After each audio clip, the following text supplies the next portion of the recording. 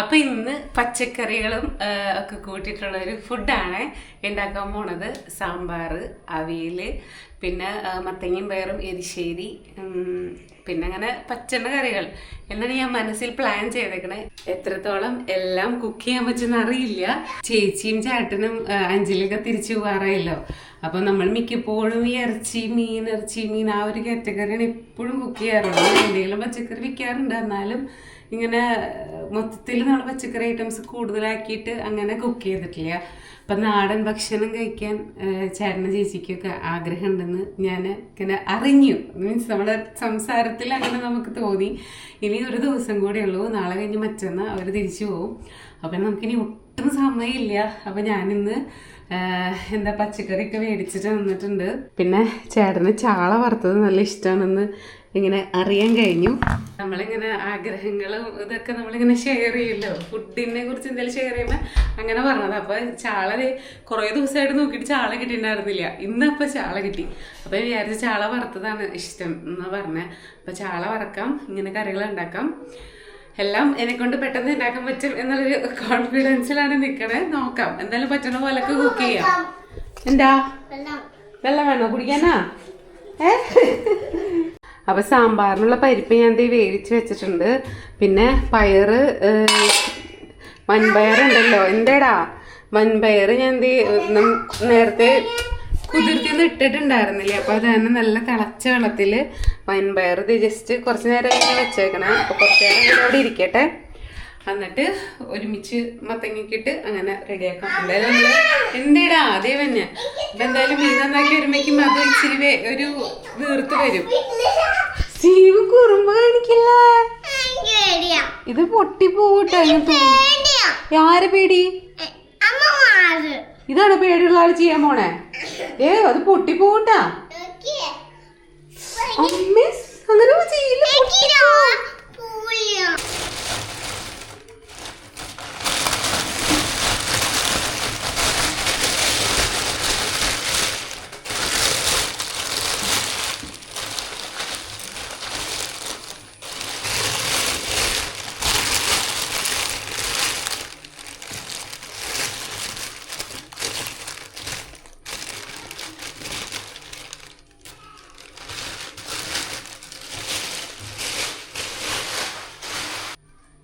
മീൻ എവിടെ ഇരിക്കട്ടെ. ആദ്യം സാമ്പാറിനുള്ളത് ഒന്ന്, എന്തായാലും സാമ്പാർ ഓൾറെഡി പരിപ്പ് വെന്ത് കിടക്കണമല്ലോ. അപ്പം സാമ്പാറിനുള്ള കഷ്ണങ്ങളൊക്കെ അരിഞ്ഞിട്ട് ആദ്യം സാമ്പാറിനുള്ള വെജിറ്റബിൾസൊക്കെ ഒന്ന് കുക്കാക്കി സാമ്പാറിനൊന്ന് ആദ്യം ഒന്ന് റെഡിയാക്കി എടുക്കാം. അത് കഴിഞ്ഞിട്ട് നമുക്ക് പയ്യെ സ്റ്റെപ്പ് ബൈ സ്റ്റെപ്പായിട്ട് ചെയ്യാം. ആദ്യത്തെ ഐറ്റം സാമ്പാർ. അപ്പോൾ കുക്കറിൽ വേവുമ്പോഴേക്കും നമുക്ക് അടുത്തത് ചെയ്യാമല്ലോ.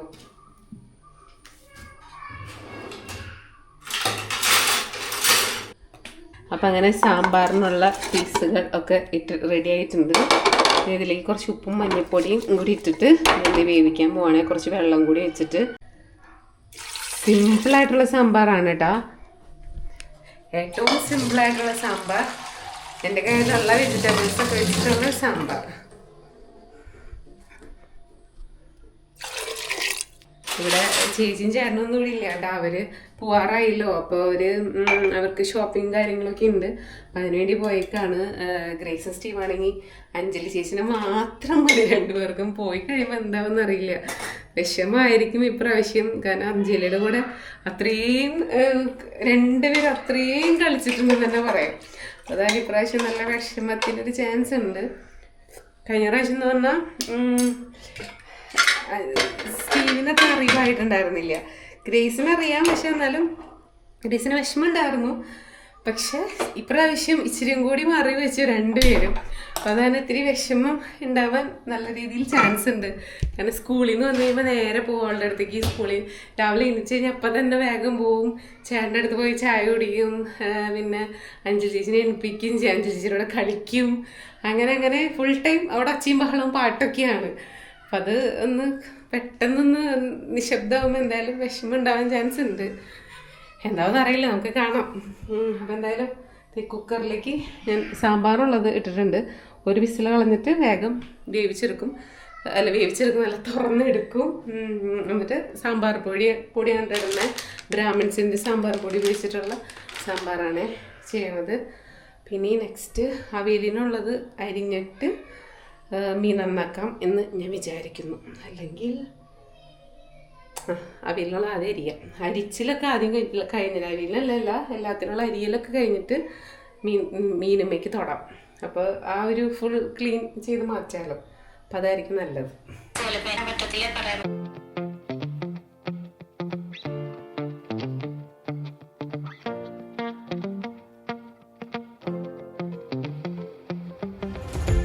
അപ്പം അങ്ങനെ ഞാൻ മത്തങ്ങയും പയറും എരിശ്ശേരി വയ്ക്കാനുള്ള മത്തങ്ങേനെ നുറുക്കി വെച്ചിട്ടുണ്ട്.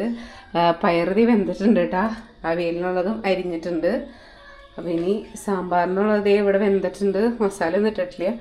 മത്തങ്ങയും പയറിലേക്കുള്ള പയർ നല്ലോണം വെന്ത് ഇതായിട്ടുണ്ട് കേട്ടോ.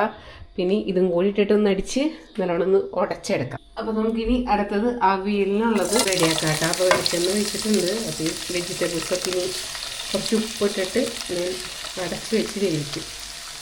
ആദ്യം കൊള്ളും.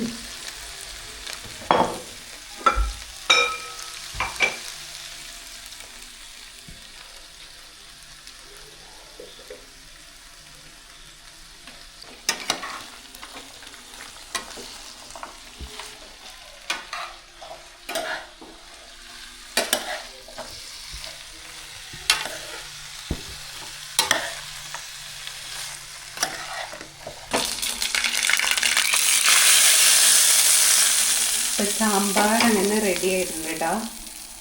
പിന്നെ എരിശ്ശേരിക്കുള്ളത് ഞാൻ തേങ്ങ അരപ്പൊക്കെ ഒഴിച്ച് ഒക്കെ വെന്ത് റെഡി ആയിട്ടുണ്ട് കേട്ടോ. അപ്പോൾ അതിലേക്ക് വറുത്തിടാനുള്ള തേങ്ങ കറി ഒന്ന് വറുത്തോണ്ടിരിക്കുകയാണ്.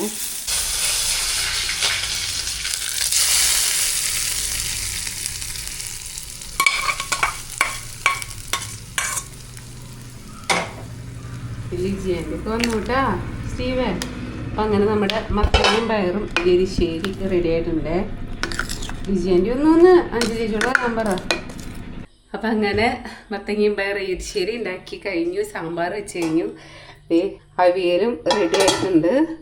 മീനെ ഞാൻ വറക്കാൻ വേണ്ടി ക്ലീനാക്കി ജസ്റ്റ് ഒന്ന് വരഞ്ഞ് റെഡിയാക്കിയിട്ടുണ്ട്. പിന്നെ ഇതിൽ മസാല കട്ടിയിട്ട് ഇനി വേഗം വറക്കാം. അവരെത്തിയിട്ടുണ്ട് കേട്ടോ. അവരുടെ ഷോപ്പിംഗ് കഴിഞ്ഞ് എത്തിയിട്ടുണ്ട്. അപ്പം ഇനി നെക്സ്റ്റ് പരിപാടി മീൻ വറക്കലാണ്.